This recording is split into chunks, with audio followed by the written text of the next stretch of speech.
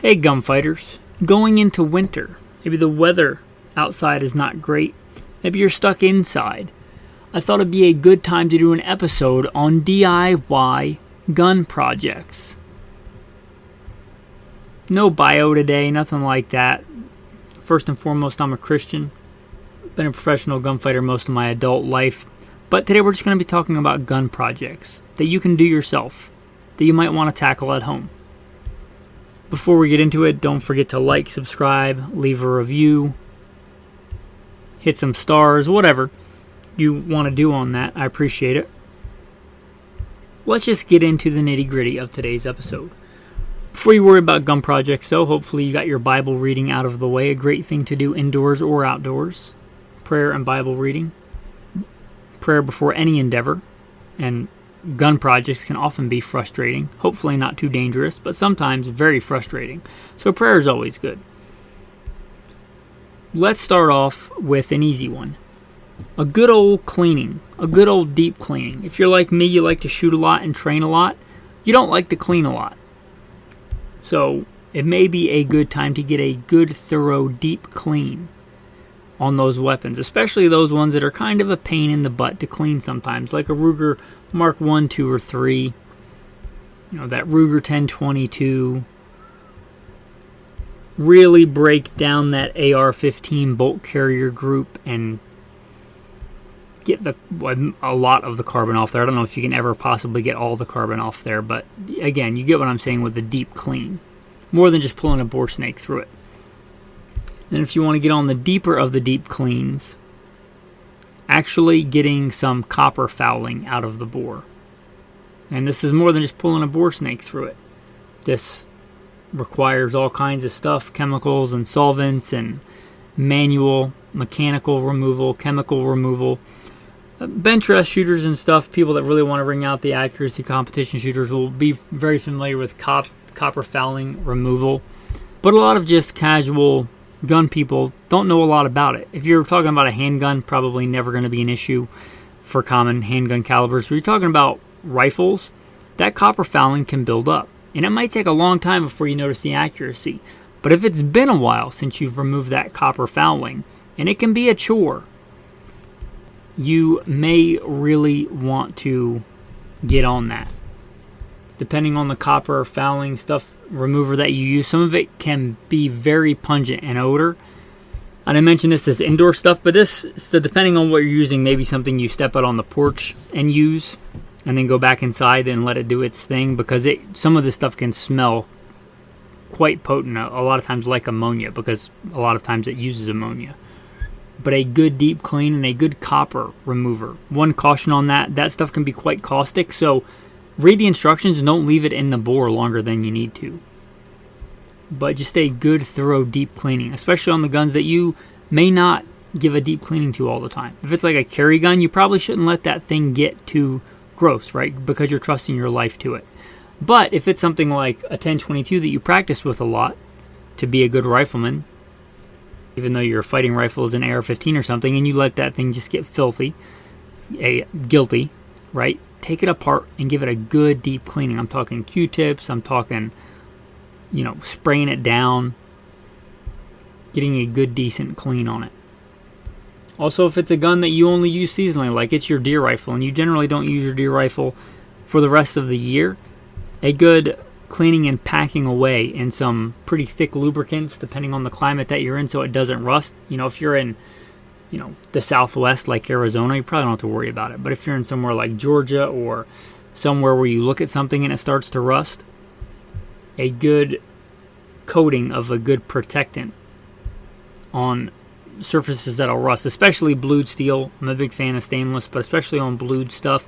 If you're going to pack it away and you don't know when the next time you're going to use it is, a good protective coating of whatever thing you choose. White lithium grease works well. You can use LSA, you could use even just CLP, something. It stands for cleaning, lubricant, and protectant. So it'll definitely be better than nothing.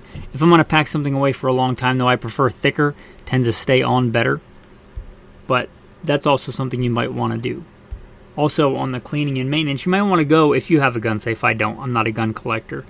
I want to reach in the back of that safe and see if there's any guns back there that have any rust spots, anything on them that needs attention. It's also a good time to reflect on the season past and think, is there anything on your gun that you really didn't like that you need to change? Like, this sling is an okay sling, but it's not working for my purposes. Something like that. Or, these mounts, I recently just did that. I had blessed to have a crazy accurate AR, a tack driver of an AR. Very happy with that gun. Got it used for a screaming deal.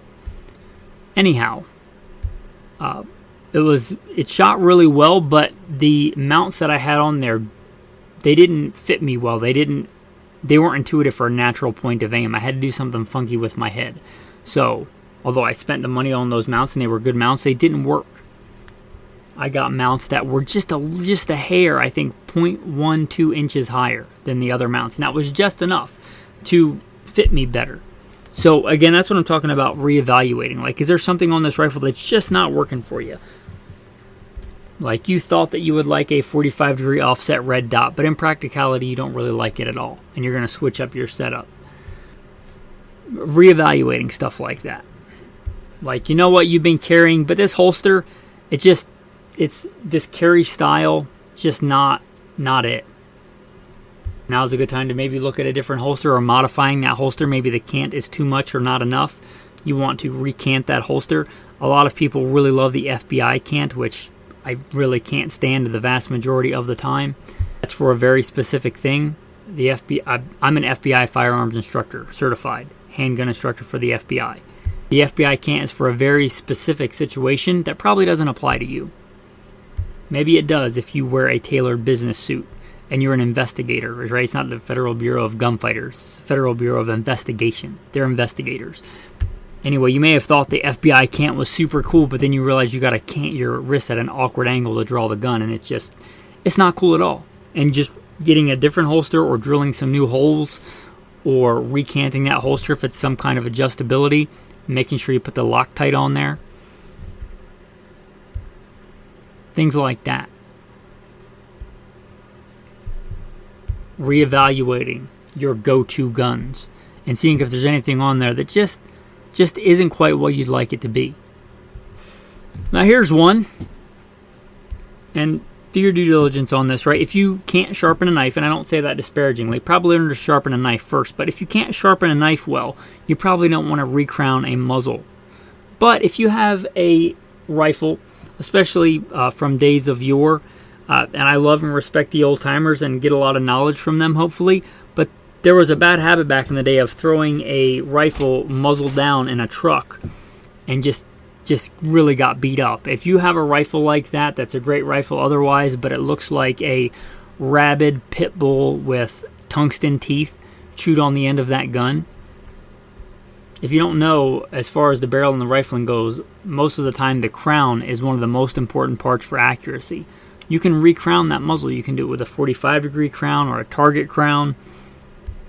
I like the 11-degree target crown, but they make a tool. They make a hand tool that you can recrown a rifle with. You might look into that if you have a gun like that. Maybe you want to start if you have an old beat-up Mosin Nagant or something. But they make recrowning tools. So if you have a gun like that, and I've had guns straight from the factory where I wasn't happy with the crown and I've recrowned them. But again, know your limits, but recrowning a rifle, especially if it's got some issue with the muzzle, with the concentricity of the lands and the grooves, you may really look into that. It's a good kind of DIY gunsmithing thing to do if you're up for the challenge. A lot of stuff I could care less about attention to detail, but when it comes to like rifle and accuracy and performance of a gun, I'm pretty big on attention to detail. So if you can do that recrowning of a muzzle really is handy. How about swapping out sights?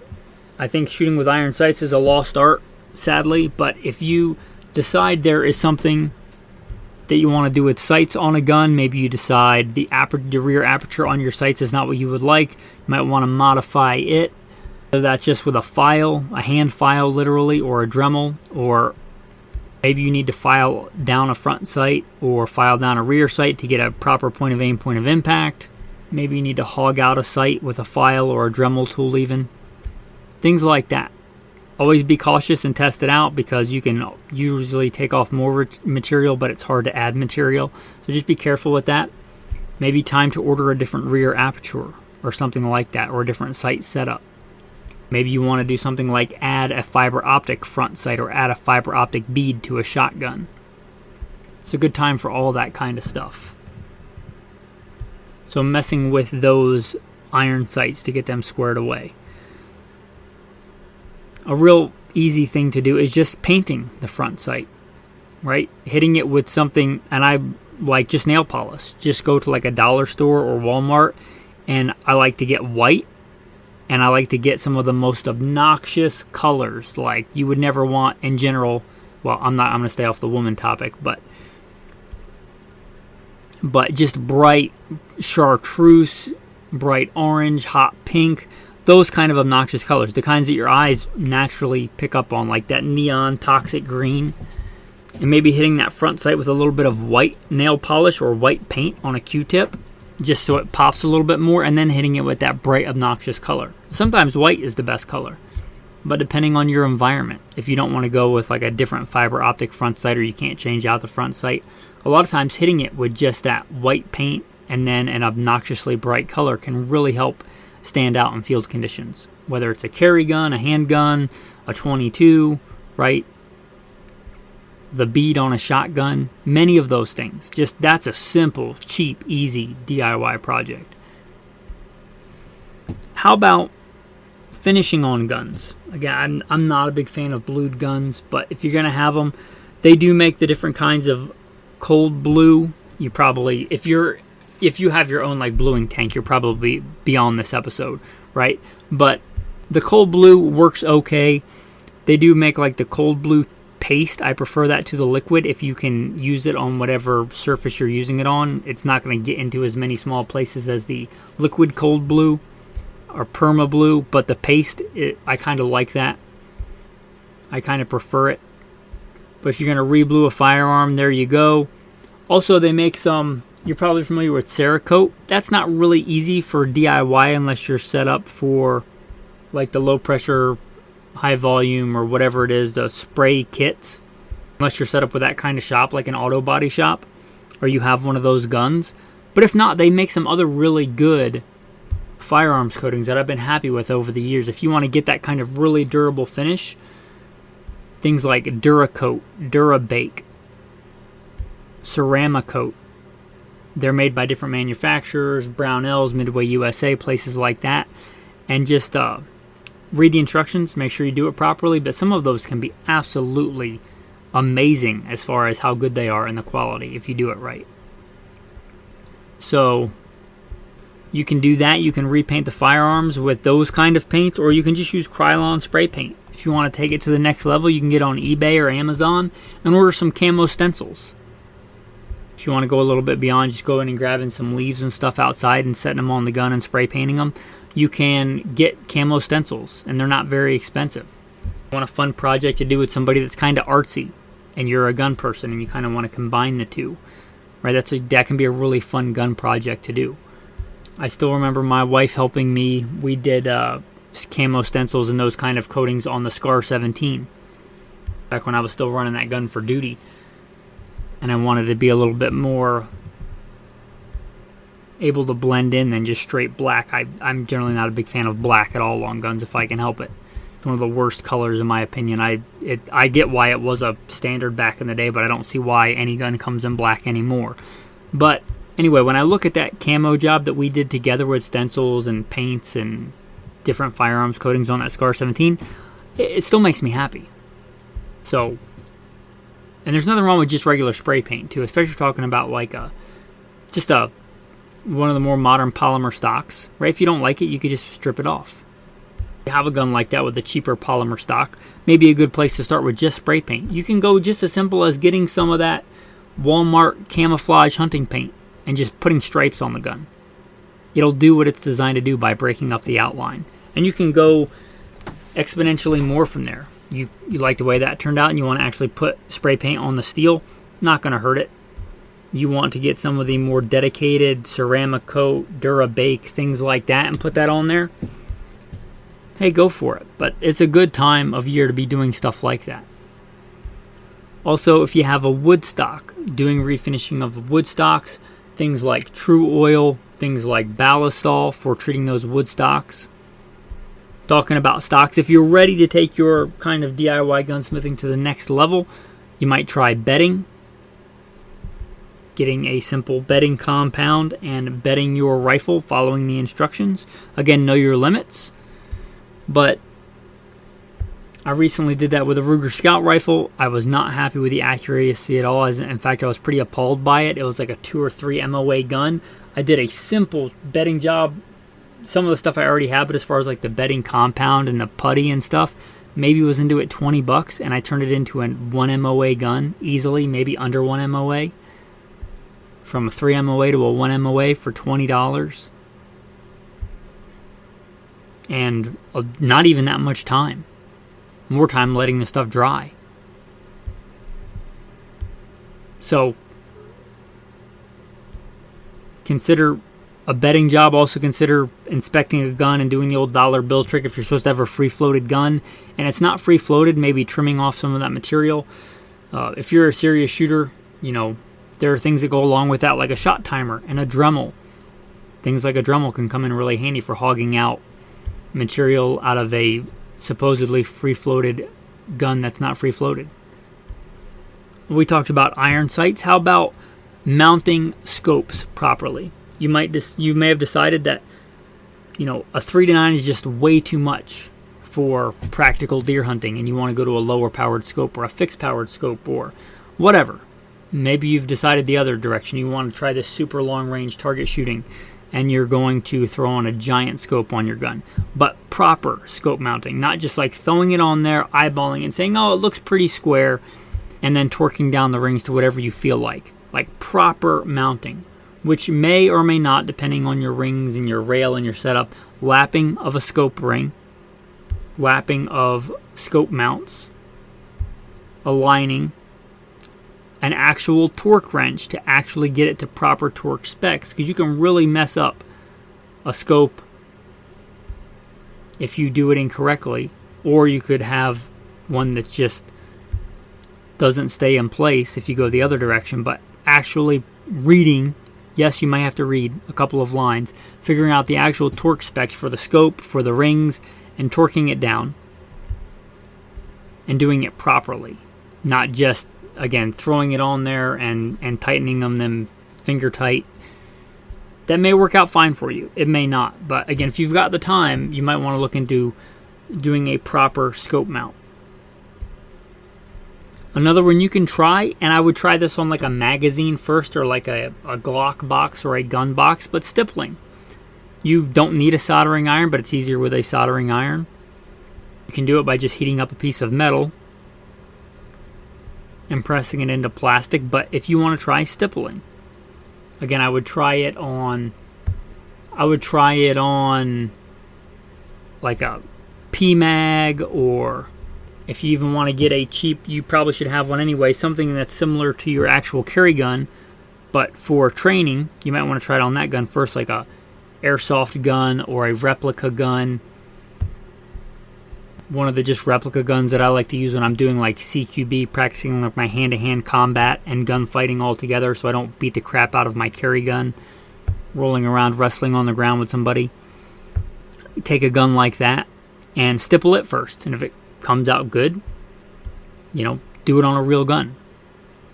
If you have like a 320 or a 365, you may try it on that first, because if you ruin it, you're only out of grip module, whereas if you ruin the Glock 19, then you're out. That's the entire firearm portion of the gun. So anyway, if you're into tackling a stippling job, you can do that. There's also things you can do with different kinds of adhesives and epoxy, where you can add literal like sandblasting sand and making it really rough and sticky if you really want to get to the next level of shootability on that gun. But that's not an uncommon thing for serious shooters and competition shooters and things like that. If you don't want to go that drastic, you can also just get some grip tape. That was an old go-to back in the day, just grip tape. And by that I mean like the old skateboard tape. Get it, cut it out, put it in places where you want it on the grip, And if you decide you really like it that way, then go to the next level and stipple it. You may decide some places you don't want really grippy, because you want to be able to slide your hand around while you're getting a proper firing grip. So maybe adding some of that skateboard tape to begin with and then making it permanent. And the next one I'm going to talk about, you may really want to consider if you are not doing it, and that's reloading. Now, reloading from a financial standpoint doesn't make a lot of sense if you only shoot .223 and 9mm. I'm going to be honest.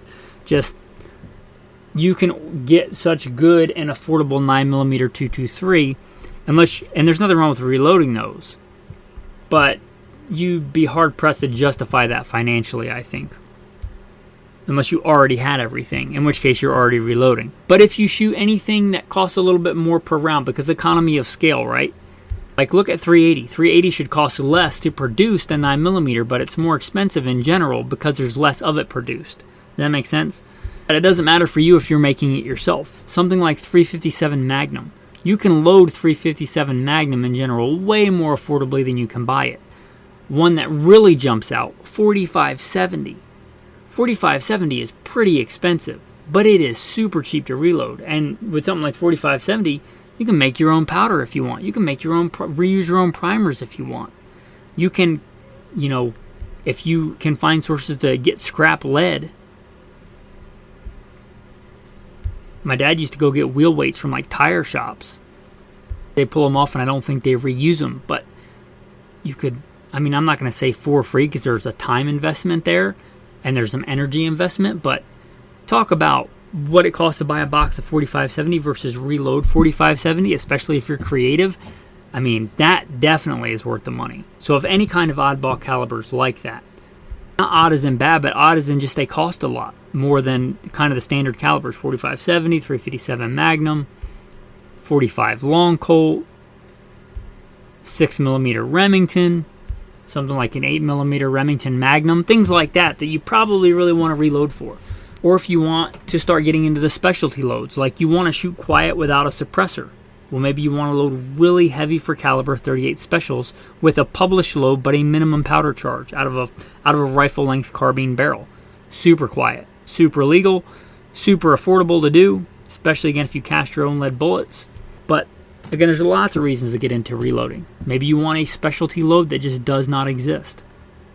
Something like a 22 Hornet with a 36 grain varmint grenade. I'm just throwing it out there. I used to like loading 200 grain bear loads for my 308. You can load 200 grain bullets. I'm not aware of anybody that factory loads 200 grain 308 loads, but if you want an up-close brush gun thumper and you want to use a 308, you can certainly load those. Now, again, if you're just shooting 150 grain 308, it doesn't make a whole lot of financial sense. It's probably just as easy to buy them. But if you want a specialty load like that, there's only really a couple of ways you could, I guess, pay somebody a lot of money that has a license, because it's illegal to do it without a license. But you could certainly, if you have the money, you could do it. But also, you get what you want if you make it yourself. Getting into reloading, you also may find that you really, really like it. I've been trying to do more lately where I'm actually doing stuff with my hands. Like, when I was a young man, and back when I joined the military, we still had black boots, and we had to polish our boots, even in the desert. But I really couldn't stand that. But actually looking back on it now, sometimes I actually kind of enjoy in the morning polishing my boots, rubbing them with ballistol or wax. My general day-to-day footwear is the African Ranger boots. I do a lot of spot and stalk hunting and things like that. Working with my hands. If you enjoy that kind of stuff and you find that lacking in a modern culture and society, reloading is one of those things you may really enjoy, especially if you're mechanically inclined and you like doing stuff like that, shaping metal, dealing with explosives. Right? It can be a lot of fun. It can be really rewarding when you do it right.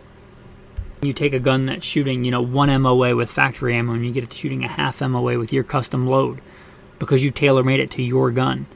Stuff like that, right? So anyway, that's the last thing I'll probably talk about getting into reloading. I don't have any sponsors on this show, right? Brownells, Midway, none of those guys. I don't take bribes on this show. You shall take no bribe, for a bribe blinds the eyes of the wise and twists the words of the righteous. If you're looking to get into reloading, I would look at the Lee Anniversary Kit. You may decide you want something better later. I would encourage you, do not start with a progressive press. I don't care how much you think you're really going to jump in head first. Even if you get a progressive press, you probably still want, for load development, you're still going to want a single stage press. For learning, get a single stage press. You could get another one, but my recommendation is going to be a Lee Anniversary set. If you're going to reload for a straight wall, start with a straight wall case, like a 38 Special. Probably the easiest to reload for, or something like it. But without getting too in the weeds on reloading, you may really want to consider getting into that. And it's, again, going into winter, a good time, because you might be spending more time inside. It might be more hours in the dark than normal, unless you're listening in Australia. In which case, good day, mate. Enjoy the wonderful weather. But for a lot of us in the Northern Hemisphere, in the United States, you're going to be a little bit worse weather, a little bit more time indoors, a little bit more darkness. Some of these hobbies can really help pass the time if you enjoy guns and gun stuff and things like that. And save the best for last, something you absolutely should be doing, summer or winter, but no excuse not to do it this time of year. Dry fire. Dry fire. Dry fire. You can have the best gun in the world. If you can't utilize it, right? Dry fire, absolutely. Keep those skills sharp. Make them even better in times when you're not live firing. It seems like today has been a lot of just kind of tactical tips.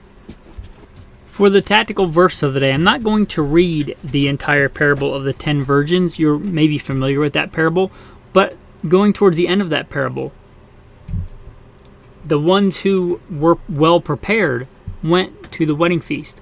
While they went to buy, the bridegroom came, and those who were ready went in with him to the wedding, and the door was shut.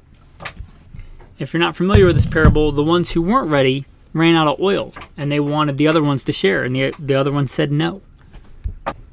And they had to go away, and they were shut out of the wedding. Those who were well prepared were allowed in. Being well prepared, mostly I think, should be to do with you, with your spirit, with your soul, with your mind, and your body. But Jesus says, he who has no sword, let him sell his cloak and buy one.